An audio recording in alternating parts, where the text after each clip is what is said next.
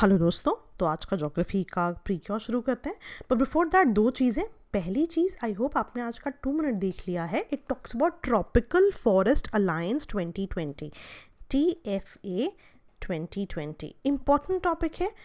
Reason there being कि बहुत ही कम जगह मेंशन्ड है। अगर आप देखोगे कि उसकी सारी डिटेल्स भी एक जगह नहीं मिलती हैं हमें, राइट। तो ऐसे जो टॉपिक्स हैं इनकी यूपीएससी डेफिनेटली तलाश में रहता है, जो बहुत पिक्यूलियर से टॉपिक्स हैं, बहुत कम जगह मेंशन्ड है, राइट। तो हमारी कोशिश यही है कि ऐसे 2-4 टॉपिक्स भी हम अपने सेशंस में कवर करें। पहली चीज़। दूसरी चीज़, अगर आप 2021 के कोई भी प्रोग्राम्स लेना चाहते हैं तो स्लीपी जो भी आपको रिबेट देता है इन पे, उसका आज लास्ट डे है, तो आप उसके बारे में भी you can give it a thought. ठीक है जी, चलिए तो अपने टॉपिक पे आते हैं। पहला है in context of locust attacks. बहुत ही ज़्यादा न्यूज़ इस साल रही है कि गुजरात के जो फार्मर्स हैं वहाँ पे जो भी फसलें हैं उन पे लोकस्ट ने अटैक किया। लोकस्ट क्या है? एक तरह का ग्रासहॉपर जैसा जानवर है, अगर सिंपल शब्दों में बात करें, not in very technical terms. Now I wanted you to have a look to it कि देखने में तो ग्रासहॉपर जैसा है बट इसके कैरेक्टरिस्टिक्स ग्रासहॉपर से डिफरेंट है। हाँ, दो चीज़ें जो आपको याद रखनी है कि पहला, बहुत ही ज़्यादा माइग्रेट करता है ये। दूसरा कि इसकी टेंडेंसी क्या है कि ये बहुत ही ज़्यादा फास्ट जो है आपकी क्रॉप्स को खा जाते हैं, राइट। तो ऑल्दो देखने में ग्रासहॉपर जैसे लग रहे हैं लेकिन ये ऑर्डिनरी ग्रासहॉपर से डिफरेंस है। दो रीजंस की वजह से डिफरेंट होते हैं। पहला कि ये बहुत ही ज़्यादा डिस्टेंस ट्रैवल कर सकते हैं, और दूसरा they can change their behaviour as in, आप आगे जाके पढ़ोगे कि एक स्पेसिफिक तरह का लोकस्ट होता है। ठीक है, अगर आप ध्यान दोगे हम एंड में पढ़ेंगे कि बहुत सारी लोकस्ट की स्पीशीज़ है जो इंडिया में मिलती हैं, 4 स्पेसिफिक स्पीशीज़ जो हम आगे देखेंगे। लेकिन जो यहाँ पे न्यूज़ से रिलेटेड है हमारी, वो है डेजर्ट लोकस्ट। अब डेजर्ट लोकस्ट जो है इसकी स्पेशलिटी क्या है कि जब बहुत सारे डेजर्ट लोकस्ट मिलते हैं तो ये एक तरह का एंजाइम रिलीज़ करते हैं। जैसे ही ये वो एंजाइम रिलीज़ करते हैं, अगर हम सिंपल शब्दों में समझें तो ये इकट्ठे हो जाते हैं और इनके बिहेवियरल चेंजेस शुरू हो जाते हैं।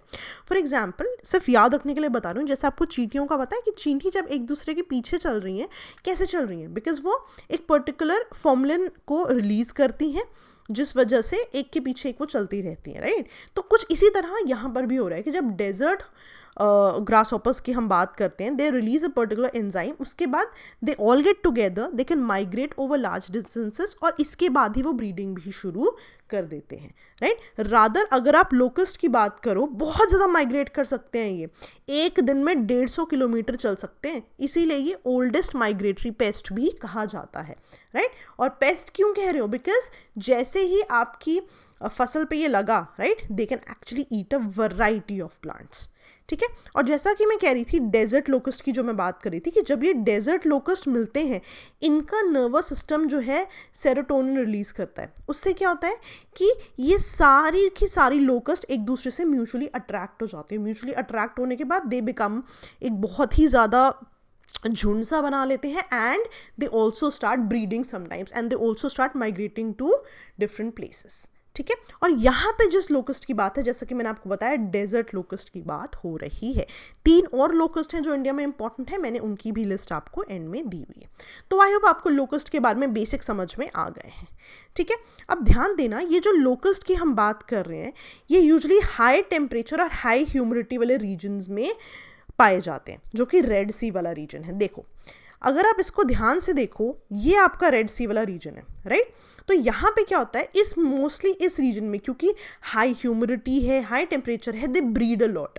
बट इवेंचुअली क्या होता है कि जब इन सारे रीजन्स में डेजर्ट लोकस्ट एक साथ आने लग जाते हैं, तो अब ये क्या करते हैं, अब ये माइग्रेट होना शुरू कर देते हैं।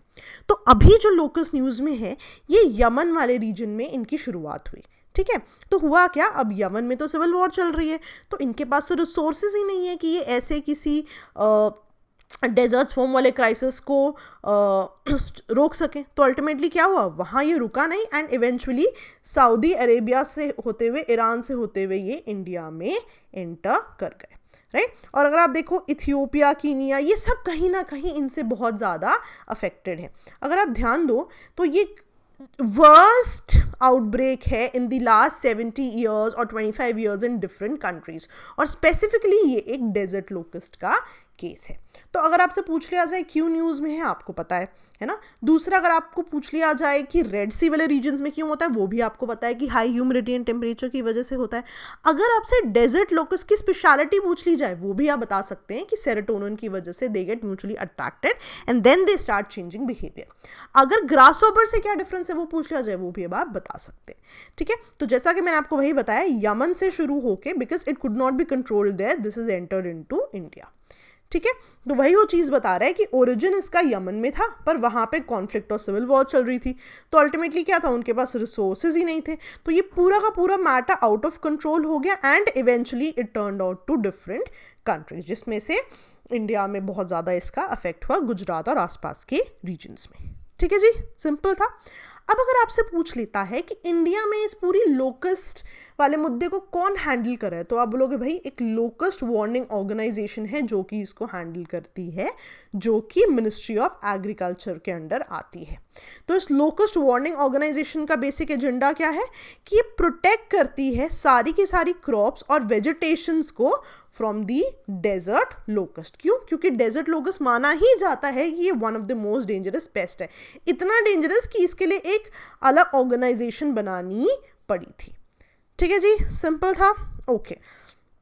अब जैसे कि मैंने आपको कहा था कि इंडिया में 4 तरह के लोकस्ट हैं जो कि कहीं ना कहीं पाए जाते हैं, और इन चारों के नाम आपको पता होने चाहिए, desert locust, migratory locust, Bombay locust and tree locust. कोशिश कीजिए कि आपको इनके साइंटिफिक नाम भी पता हो। अगर आपको साइंटिफिक नाम याद करने में दिक्कत आ रही है तो बेस्ट पार्ट क्या है कि वहाँ पे प्री में टिक ही करना है, तो थोड़ा बहुत अगर आप रेफरेंस भी पढ़ लेंगे that will do the job, ठीक है जी। चलो मिशन सागर पे आते हैं। अब क्योंकि कोविड पैंडमिक चल रहा है, हमें पता है कि पूरा क्राइसिस है, तो इंडिया ने एक इनिशिएटिव लिया है कि जितनी भी इनके आसपास की इंडियन ओशन कंट्रीज़ हैं उनको इंडिया जहाँ तक हो सके फूड आइटम्स और मेडिकल असिस्टेंस भेजेगा। तो पहला सेट इंडिया ने भेज दिया है to Maldives, Mauritius, Seychelles, Madagascar and Comoros की तरफ, ठीक है। तो आप अगर आप चाहें तो INS केसरी याद रख सकते हैं, राइट। अगेन मैंडेटरी नहीं है, बट अगर आप याद कर लेंगे तो अगर मुश्किल समय में कुछ इजी सवाल भी आ जाए तो आप इसको इजीली आंसर कर सकते हैं। इम्पोर्टेंट क्या है कि ये जो मिशन सागर है, राइट, जिसके अंडर ये किया जा रहा है, ये एक बड़े इनिशिएटिव का पार्ट है जो कि सागर प्रोग्राम है, ठीक है। तो ये जो सागर प्रोग्राम है, बैकएंड पे आपको पता होना चाहिए कि सागर प्रोग्राम अगर आप देखो तो it is about security and growth for all in the region. In what region? ये स्पेसिफिकली इंडियन ओशन रीजन की बात करता है कि जितना भी इंडियन ओशन रीजन है उसकी हम सिक्योरिटी की भी बात करें और उसकी ग्रोथ एज इन उसकी प्रोस्पेरिटी की भी बात करें। तो ये PM मोदी जी ने इस पूरे प्रोग्राम की शुरुआत की थी और उनका बेसिक एजेंडा क्या था कि जितनी भी इंडियन ओशन रीजन में कंट्रीज़ हैं वहाँ पे हम सिक्योरिटी एज इन वहाँ की पीस, वहाँ की स्टेबिलिटी और वहाँ की ग्रोथ एज इन वहाँ की इकोनॉमिक स्टेबिलिटी की भी हम बात करें और उसको आगे बढ़ाएं। तो this can also be A question.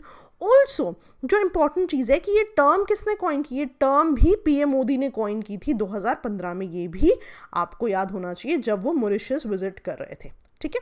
Mauritius visit का बेसिक एजेंडा क्या था? Blue economy. ना blue economy is again very important कि ब्लू इकोनॉमी क्या होती है, जब आप वाटर रिसोर्सेज या ओशन रिसोर्सेज को यूज़ करके अपनी इकोनॉमी को आगे बढ़ाते हो। जस्ट इससे मुझे याद आ गया, आप हिस्ट्री में पढ़ते हो एक ब्लू वाटर पॉलिसी किसने दी थी जी? ये ब्लू वाटर पॉलिसी, अगर आपको इंडियन हिस्ट्री याद हो, जब शुरुआत में एडवेंट ऑफ यूरोपियंस होता है तो एक किसी भाई ने हमारी ब्लू वाटर पॉलिसी दी थी, तो आप जाके इसको चेक कीजिए कि किसने दी थी, ठीक है जी। चलिए अगली चीज़ पे आते हैं, गोल प्रोग्राम, ठीक है। अब गोल के लिए आप फुल फॉर्म याद रखेंगे, going online as leaders programme. तो ये जो है मार्च 2019 में आया था, राइट। ये एक मेंटरशिप इनिशिएटिव है। मेंटरशिप इनिशिएटिव एज इन आपको कोई ट्रेन कर रहा है, तो किसके लिए है? Tribal area, specifically tribal areas की जो यंग वुमेन है उनको सिखाया जाएगा, उनको मेंटरशिप दिया जाएगा इन रीजन्स ऑफ या in areas of business, fashion, art and life skills की तरफ, ठीक है। और ये पूरी की पूरी मेंटरशिप को कौन कंडक्ट कर रहा है? फेसबुक कंडक्ट कर रहा है डिजिटली, राइट। तो अगेन कीवर्ड्स क्या हैं जो आपको पता होना चाहिए? ट्राइबल एरियाज के लिए है, दूसरी चीज़ यंग वुमेन के लिए है, और तीसरी चीज़ की ये फेसबुक इनेबल्ड है, फेसबुक इसको कंडक्ट कर रहा है। तो सारे के सारे कीवर्ड्स आप याद रखेंगे। अगली चीज़ पे आते हैं, साइक्लोन एम्फान, ठीक है। तो अगेन साइक्लोन अलर्ट हुआ है बे ऑफ बंगाल रीजन पे। तो एक what I wanted to do is, अगर आप अभी तक के सारे प्रीक्योर्स देखोगे तो a lot of cyclones have been discussed, right. तो मेक श्योर आपको उनकी पूरी की पूरी लिस्ट पता हो कि इस साल कौन कौन से साइक्लोन्स आए हैं, because most number of cyclones in a lot of previous years इस साल आए हैं, ठीक है। But again there is one more thing जो मैं आपको बैक एंड पे बताना चाहूँगी कि साइक्लोन्स के स्केल किस हिसाब से डिवाइज होते हैं, right. Depending upon the speed of cyclones आप डिसाइड करते हो कि किस तरह का साइक्लोन है। तो I wanted to have a look at this कि अगर ऐसा भी क्वेश्चन आपको फाफेच्ड आ जाए तो आपको पता हो कि अगर आपको किसी साइक्लोन को सीवियर बोलना है तो किस तरह की विंड स्पीड की बात कर रहे हैं हम, वेरी सीवियर बोलना है तो किस तरह की विंड स्पीड की बात कर रहे हैं, एक्सट्रीमली सीवियर बोलना है या सुपर साइक्लोनिक बोलना है तो भी हम किन स्पीड्स की बात कर रहे हैं। It might help you in answering some questions. और इस सबको क्लासिफाई कौन कर रहा है, very important, IMD, Indian meteorological department. ना ऐसा भी क्वेश्चन आ सकता है कि साइक्लोन्स को कौन क्लासिफाई करता है, साइक्लोन के स्केल्स कौन डिवाइज कर रहा है, तो आप बोलोगे भाई IMD कर रहा है। सिंपल सी बात है। तो सिंपल सवाल भी आते हैं, हम उनके लिए भी तैयार रहेंगे।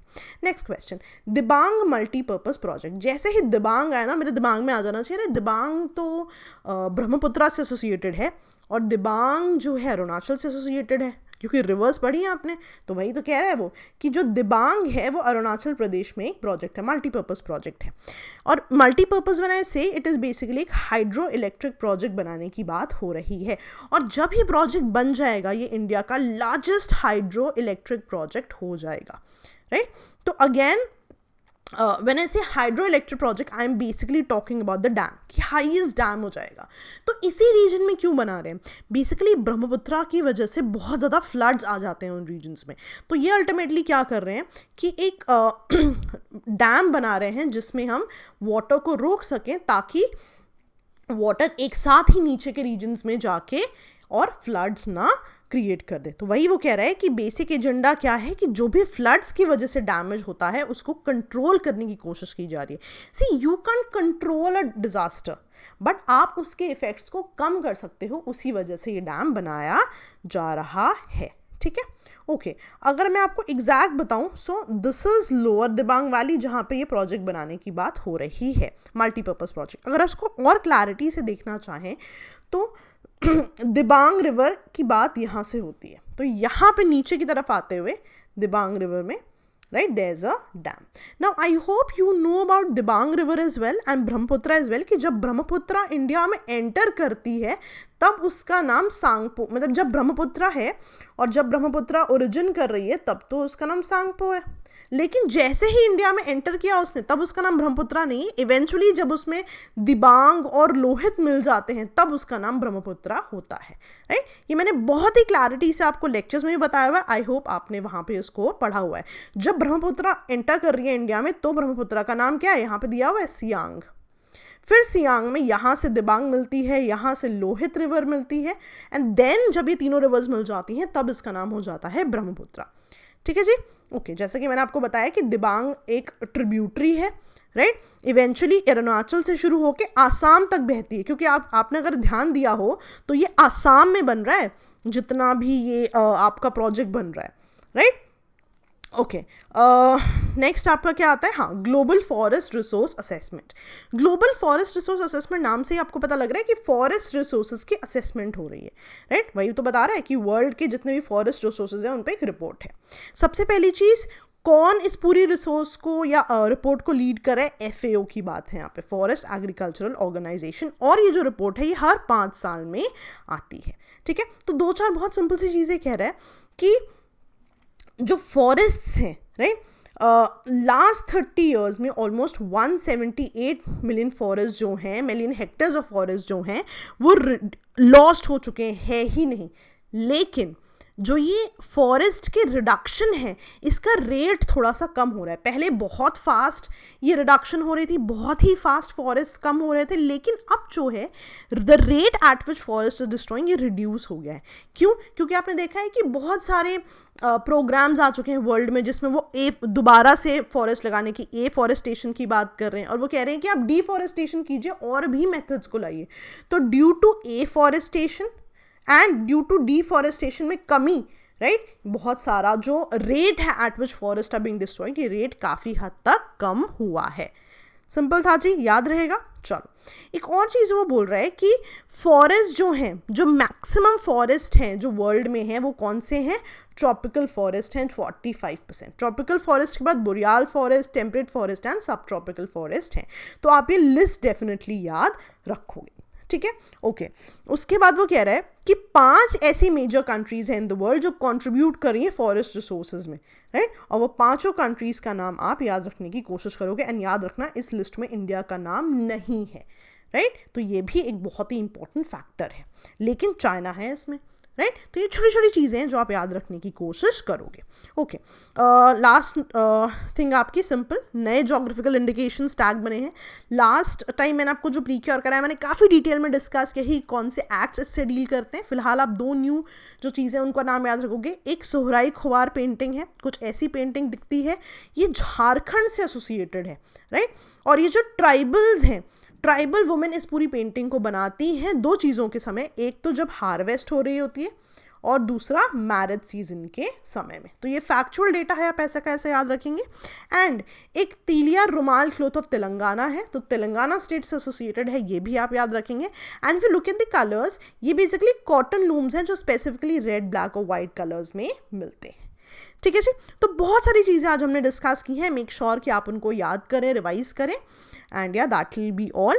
एंड अगर आप 2020 एस्पिरेंट्स हैं, आपको ऑलरेडी पता है कि अगर आप चाहें तो आप क्रैश कोर्स और हमारी टेस्ट सीरीज अवेल कर सकते हैं। दोस्तों बहुत सिंपल है, बहुत ही गोल्डन अपॉर्चुनिटी है आप लोगों के लिए to improve what you studied. And if you don't clear prelims तो आप मेंस तक पहुंचते ही नहीं हैं। तो पहली कोशिश होनी चाहिए प्रीलिम्स को बहुत अच्छा प्रिपेयर करने की।